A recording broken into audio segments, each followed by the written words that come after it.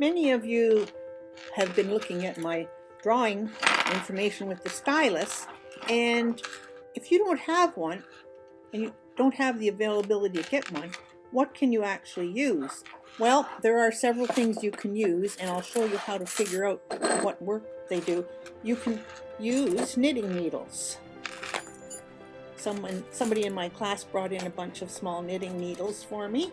You can use the bottom of a knitting needle. There are different sizes there. You can use the bottom end of paintbrushes that have a little bit of a point on them. You can actually use a screwdriver if it doesn't have a really sharp edge.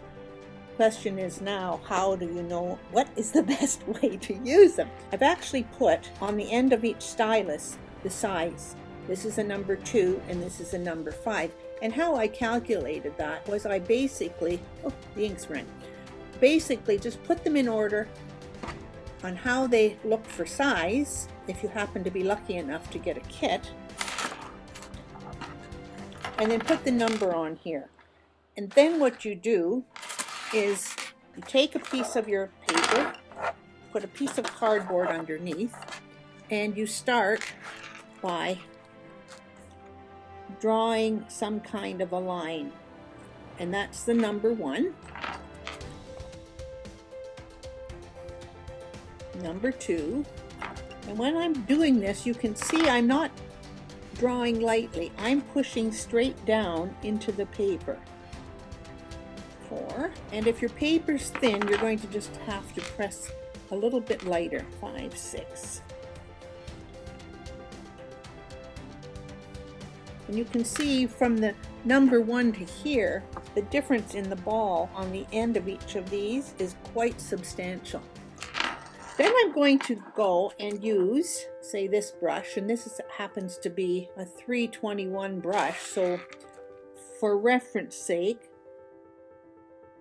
oops, I've got to get the paint off the end of that one. That's a 321, as is this 3017. It might be a bit smaller. Yep, 3017. And then there's 2 different sizes of needles here. So I'll put this needle down. This is quite sharp. It's actually cutting into the paper more than I'd like it to, so I won't press quite as hard. And then this screwdriver. Ooh, very sharp. So once you've got that done, you put the numbers all down beside it, which I will do after the video's over. But I just want you to see, you can't really see the grooves too well, but there are grooves in the paper. And when you take your soft pencil, it could be a 6, an 8, a 9. And I do actually have some broken pencils here, which will really work well in this case. If you don't have any broken pieces, don't break them, because as soon as it falls on the floor, it's going to break in half. So you take your pencil, you take the flat side of your pencil, and you just go across here to see the differences in the grooves. And it would be deciding on the kind of paper you have.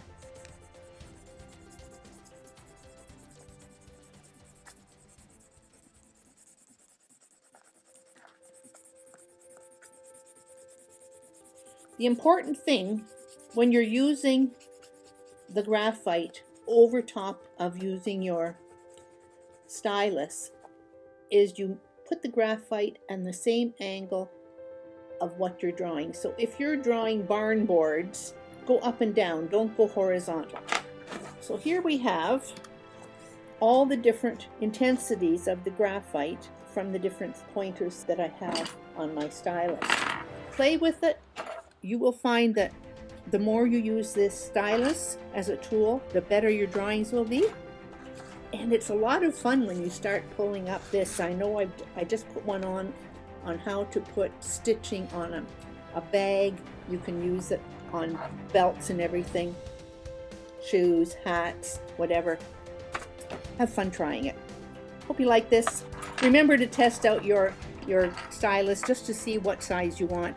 and how hard you're pressing on the particular paper you're using. Thanks for watching. See you next time.